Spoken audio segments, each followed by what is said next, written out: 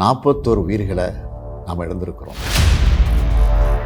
இறந்து போனவங்க குடும்பத்துக்கு தலா 10 லட்சம் ரூபாய் அறிவிச்சு அதை உடனடியாக வழங்கிட்டு இருக்கோம். சோசியல் மீடியால சிலர் பரப்புற வதந்திகளையும் பொய் செய்திகளையும் பார்த்துட்டு தான் இருக்கேன். குறைந்த விலை நிறைந்த தரம், தங்கள் தேவைகள் அனைத்தும் ஒரே இடத்தில். ஜெயச்சந்திரன். ஆச்சி அதிரசமா விடுங்க, கையில தட்டி சூடான எண்ணெயில பொரிச்சா அதிரசம் ரெடி. கரூர்ல நடந்தது பெருந்துயரம், கொடுந்துயரம், இதுவரை நடக்காத துயரம், இனி நடக்கக்கூடாத துயரம். மருத்துவமனைக்கு நான் நேரில் போய் பார்த்த காட்சிகள் இன்னும் என் கண்ணை விட்டு அகலலை. கனத்த மனநிலையிலையும் துயரத்திலையும் தான் இன்னும் இருக்கேன். செய்தி கிடைச்சதும் மாவட்ட நிர்வாகத்தை முடுக்கிவிட்டு எல்லா உத்தரவுகளையும் பிறப்பித்த பின்னாலும் என்னால் வீட்டில் இருக்க முடியல. உடனே அன்றைக்கி நைட்டே கரூருக்கு போனேன். குழந்தைகள், பெண்கள்னு 41 உயிர்களை நாம் இழந்திருக்கிறோம். இறந்து போனவங்க குடும்பத்துக்கு தலா 10 லட்சம் ரூபாய் அறிவித்து அதை உடனடியாக வழங்கிட்டு இருக்கோம். ஹாஸ்பிட்டலில் சிகிச்சை பெற்று வர்றவங்களுக்கு அரசு சார்பில் முழு சிகிச்சையை வழங்கி வரோம். நடந்த சம்பவங்களுக்கான முழுமையான உண்மையான காரணத்தை ஆராய முன்னாள் நீதியரசர் அருணா ஜெகதீசன் அவர்கள் தலைமையில் ஒரு நபர் விசாரணை ஆணையம் அமைக்கப்பட்டிருக்கு. ஆணையத்தோட அறிக்கை அடிப்படையில் அரசோட அடுத்த கட்ட நடவடிக்கையில் இருக்கும்னு உறுதியளிக்கிறேன். இதற்கிடையே சோஷியல் மீடியாவில் சிலர் பரப்புற வதந்திகளையும் பொய் செய்திகளையும் பார்த்துட்டு தான் இருக்கேன். எந்த ஒரு அரசியல் கட்சி தலைவரும் தன்னோட தொண்டர்களும் அப்பாவி பொதுமக்களும் இறக்கிறத எப்பொழுதும் விரும்ப மாட்டாங்க.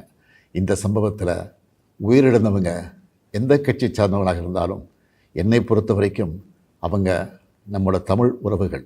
எனவே சோகமும் துயரமும் சூழ்ந்திருக்கக்கூடிய இந்த நிலையில் பொறுப்பற்ற முறையில் விஷமத்தனமான செய்திகளை தவிர்க்கணும்னு கேட்டுக்கிறேன்.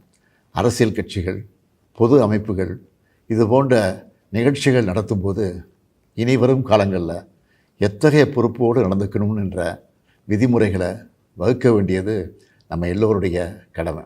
எனவே நீதியரசரின் ஆணைய அறிக்கை கிடைச்ச பிறகு எல்லா அரசியல் கட்சிகள், பொது அமைப்புகளோடு ஆலோசனை நடத்தி இதற்கான விதிகள், நெறிமுறைகள் வகுக்கப்படும்னு உறுதியளிக்கிறேன்.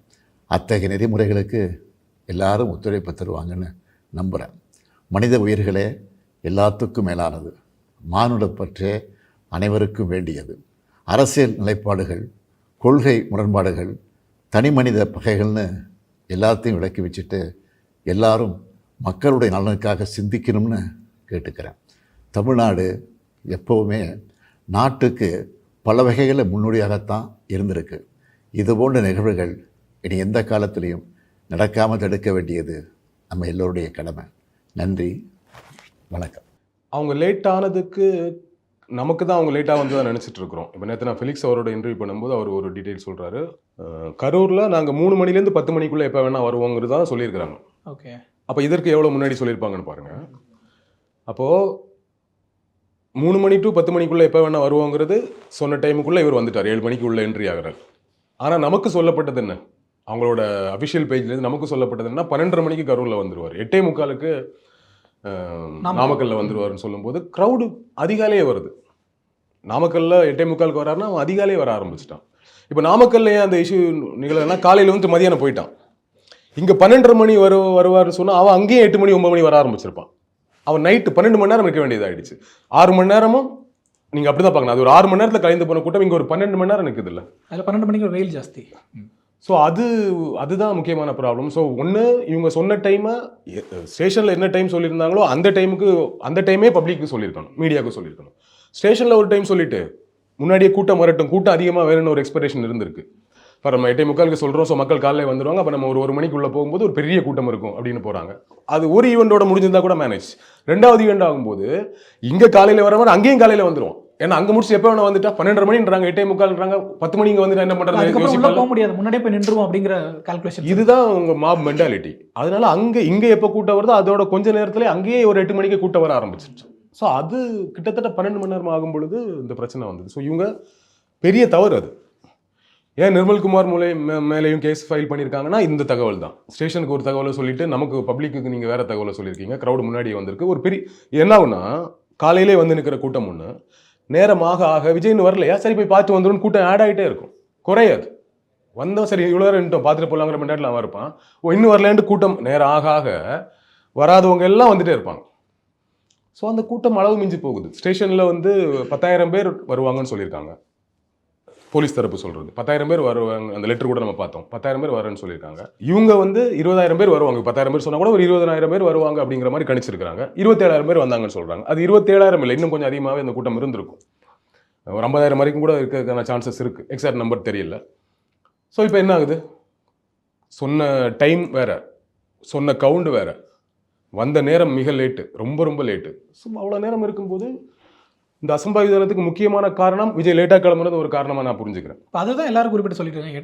8:30 நாமக்கல் வர வேண்டியவர் 8:30 தான் சென்னையிலேருந்தே கிளம்புறாருங்கிறது வந்து அது பிளான் பண்ணி நடந்ததா இல்லை டெக்னிக்கல் இஷ்யூஸ்னால் லேட் ஆச்சா? ஏன்னா இப்போ ஒரு ஃப்ளைட்டு தனி விமானத்தில் போனனாலும் அவங்களுக்கு ஒரு டேக் ஆஃப் டைம் இருக்கும், லேண்டிங் டைம் இருக்கும். அதெல்லாம் இப்போ அவர் சொன்னதே 8:45 தான் சொல்லியிருந்தாரு. அந்த மாதிரி கொஷின்ஸ் எல்லாம் வந்துட்டு இருக்கு. 8:45 அவர் இங்கே டைம் சொல்லியிருந்தா அவர் அதிகாலையிலே சென்னையிலேருந்து கிளம்பியிருக்கணும். குறைந்தபட்சம் 6 மணிக்கு அது கிளம்பியிருக்கணும் இல்லையா? ஸோ அவங்க நமக்கு தான் அந்த டைம் சொல்லியிருக்காங்க, ஸ்டேஷனில் கரெக்டான டைம் சொல்லியிருக்கிறாங்க. அந்த டைமை மேட்ச் பண்ணி அவர் வந்திருக்கிறார். ஓகேவா? ஸோ இது கூட்டம் அதிகமாக வரணும் முன்னாடியே. இப்போ 8:45 சொன்னால் அதிகாலையில் வந்துடும். நம்ம போகும்போது ஒரு பெரிய கூட்டம் இருக்கும், அந்த கூட்டத்தை அதிகமாக காட்டணும் அப்படிங்கிற ஒரு எண்ணம் அவங்களுக்கு இருந்திருக்குங்கிறத மறக்கவே முடியாது. நான் என்ன சொல்கிறேன், கூட்டம் விஜய்க்கு நார்மலாக அவர் சொல்கிற டைமில் வந்தாலே கூட்டம் அதிகமாக வரும். அதற்கு மேலே பெருங்கூட்டம் வேணுங்கிறது ஒரு பேராசை, அதுவும் இதற்கு ஒரு முக்கியமான காரணம். ஸோ முக்கியமான தவறு அங்கே தான் இதோட இந்த இஷ்யூவோட ஆரம்ப தவறு இல்லை, அது அந்த டைமிங்கில் தான் நிகழ்ந்திருக்கு. ஓகே. இப்போ விஜய் அதுக்கப்புறமா லேட்டாக தான் வராரு, வந்துட்டு பேச ஆரம்பிக்கிறாரு. பேசி முடிக்கிற வரைக்குமே நம்மளோட ஃபோக்கஸ் வேற எங்கேயும் போல, என்ன பேசுறாருன்றதை தான் பார்த்துட்டு இருந்தோம். பேசி முடிச்சு இமீடியட்டாக ஒரே நேரத்தில் இவ்வளோ டெப்தா அப்படின்ற ஒரு ஷாக்கும் எல்லாருக்கும் இருந்துட்டு இருந்துச்சு. அது எப்படி கலைய போன ஒரே நேரத்தில் எல்லாரும் இவ்வளோ இன்சிடென்ட் நடந்துருமாங்கிற ஒரு கொஸ்டின் இருந்துட்டு இருந்துச்சு. அது என்ன ப்ராசஸ், என்ன நடந்துச்சு? அதுதான் ஒன்று, இந்த டைமுக்குள்ளே அவன் ஆல்ரெடி அங்கே ரொம்ப டிஸ்டர்பாக இருந்திருக்காங்க. நீங்கள் யோசிச்சு பாருங்க, விஜய்கிட்டே தண்ணி கேட்குறாங்க அப்படின்னா அவங்க எவ்வளோ தூரம் அந்த தவிப்பில் இருந்திருக்காங்கன்னு யோசிச்சு பாருங்க. இல்லைன்னா கேட்பாங்களா? தண்ணி கொடுக்கப்படலை முறையா? தண்ணிக்கு நாங்கள் உள்ளுக்குள்ளே விசாரித்த வரைக்கும் வாட்டர் கேன்ஸ் நிறைய வந்து வச்சுருந்துருக்காங்க, அதை சப்ளை பண்ணாமல் இருந்திருக்காங்க. அந்த மேன் பவரை அந்த ஆர்கனைஸ்ட்னு சொல்லுவாங்கல்ல, ஸோ அந்த ஏரியா ரொம்ப வீக்காக இருந்திருக்கு. அது எல்லா இடத்துலையும் இருந்திருக்கு, இங்கே இன்னும் அதிகமாக இருந்திருக்கு, கூட்டமும் அதிகமாக இருந்திருக்கு. கண்ட்ரோல் பண்ண முடியாத இதனால அது அதிகமாக இருக்குது. இல்லைன்னா தலைவர்கிட்ட யாராச்சும் தண்ணி கொடுங்கன்னு கேட்பாங்களா? அப்போ எவ்வளோ தூரம் அந்த தண்ணியோட நீடு அவனுக்கு இருந்திருக்குன்னு பாருங்கள். விஜய்க்கு சுற்றி நிற்கிற கூட்டம் இது. நீங்கள் ஒட்டுமொத்த கூட்டத்தில் யோசிச்சு பாருங்க. அங்கங்கே நின்னவன், அங்கங்கே உள்ளே வந்து மாட்டிக்கிட்டவன், கூட்டம் வந்துருச்சு. எனக்கு வெளியே போகணும்னு நினச்சா வெளியே போக முடியும். எப்படி போகிறது? வெளியே போக முடியாது. தவறி கீழே விழுந்த குழந்தை, ஒரு தந்தை சொல்லியிருக்காரு, என் குழந்தையோட முகத்தை நீங்கள் பாருங்கன்ட்டு. முகம் இப்படி திரும்பி இருந்திருக்கு. ஸோ மிதிக்கப்பட்டிருக்காங்க. வேணும்னு மிதிக்க மாட்டான், கூட்டத்தில் அப்படி தானே நிகழும். இந்த ஆர்கனைஸ்டாக ஒரு வேலையை செஞ்சுருந்தா ஓரளவுக்கு கூட்டம் நமக்கு போதே, பெரும் கூட்டம் தான், அதுவே போதும் நமக்கு, இதுக்கு மேலே கூட்டம் வரணும் அப்படின்லாம் நினச்சது. இந்த ப்ராப்பர் ஆர்கனைஸ்டாக இல்லாமல் இருந்தது. நீங்கள் கன்சோல் ரூம் இருக்குதுன்னா அது முக்கியமான எல்லாமே கனெக்ஷன் போகிறது எல்லாமே, அதை வந்து நம்ம ரொம்ப ப்ராப்பராக சேஃபாக வச்சு, அங்கே ஒன்று நடந்துச்சுன்னா பேசுகிறதே கேட்காதுங்க பிரச்சனை இருக்குங்கிறதுனால அதை ஒரு பேரிகார்டு போடுவாங்க. யூஸ்வலாக நம்ம அதை சுற்றி பேரிகார்டு போடப்படும், அதே போடல. கன்சோல் ரூமில் போய் நின்றுருக்காங்க எல்லாரும். ஸ்பீக்கர் விழுந்திருக்கு அந்த கூட்ட நெரிசலில். பவர் கட் பண்ணுறேன்னு சொல்லியிருக்காங்க. பவர் கட்டை இவங்க சொல்லி ஒரு முறை ஆஃப் பண்ணி திருப்பி ஆன் பண்ணியிருக்காங்க. திருப்பி ஒரு முறை மின்கம்பத்தில் ஏறுறாங்கன்னு சொன்னதுக்கப்புறம் ஆஃப் பண்ணி திருப்பி ஆன் பண்ணியிருக்காங்க. ஃபுல் டைம் பவர் கட் பண்ணல. ஆக்சுவலாக லைட் ஆஃப் ஆனது இவங்க பார்ட்டி கொண்டு வந்த ஜென்ரேட்டர்லேருந்து ஸ்பீக்கர் கொடுத்த கனெக்ஷன், லைட்ஸு கொடுத்த கனெக்ஷன், ஃபோக்கஸ் லைட்ஸ், அங்கே ப்ராப்ளம் ஆயிருக்கு. அது எதனால் ஆச்சுன்னா அது கூட்டம் தான். ஸோ இந்த மாதிரி பிரச்சனைகள், அதுதான் சொல்கிறேன், நீங்கள் ப்ராப்பராக கன்சோலாக எல்லாத்தையுமே ப்ராப்பராக டீம் இருக்கணும். அந்த இடம் பாதுகாக்கப்பட்ட இடமா இருக்கணும், அதுக்குள்ளே க்ரௌடு வராமல் இருக்கணும். இது இயல்பாக ஒன்று. இது இயல்பாக மற்ற கட்சிகளாக நடந்துருது. அது ஓகே, அது அந்த ஏரியா நம்ம போக வேணாம், இதுக்குள்ளே நிற்போங்கிறது ஒரு புரிதல் இருக்குது. இங்கே அந்த புரிதல் இல்லாத கூட்டமாக இருக்காங்க. குறைந்த விலை, நிறைந்த தரம், தங்கள் தேவைகள் அனைத்தும் ஒரே இடத்தில். ஜெயச்சந்திரன். ஆச்சி அதிரசமா விடுங்க, கையில தட்டி சூடான எண்ணெயில பொரிச்சா அதிரசம் ரெடி.